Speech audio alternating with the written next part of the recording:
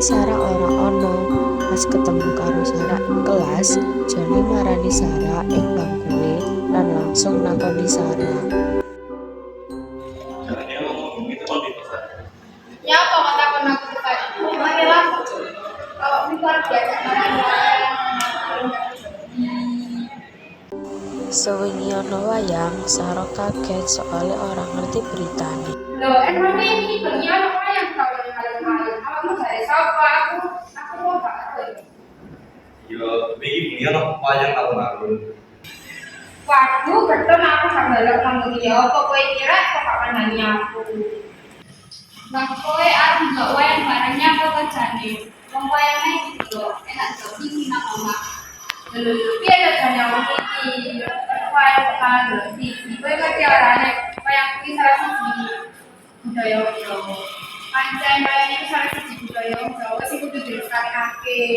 Iya, bener kuwi ada sampe awak dhewe gak ngelestari wayang. Soale wayang iki wis bangsa. Ngawara ya mikir arep. Walah wayangnya kok diribut.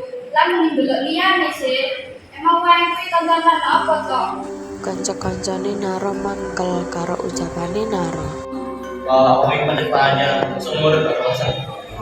Iya, tenan harus kaya. Piye to Naro, wayang kuwi warisan budaya kok malah koyene. Ya ngono kuwi wong nek wis lakone koyo ngono, wong budaya kuwi identitas bangsa kok malah dine. Teko kepapat kancane Naro, akhirnya Joni berhasil nyadarake Naro soal pentingnya nresnani budaya bangsa. Atau aku sudah takut. Kenapa? Kalau orang itu pacaran apa?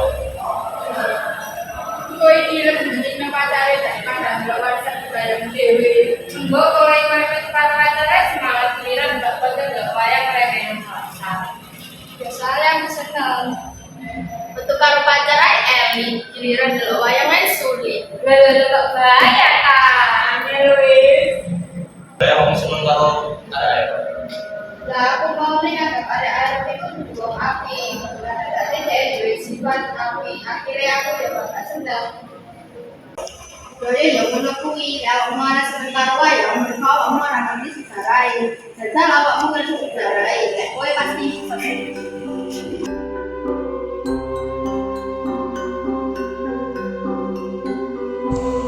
Naro dhewean lan dheweke mikir yen kelakuane ora apik. Banjur dheweke sadar.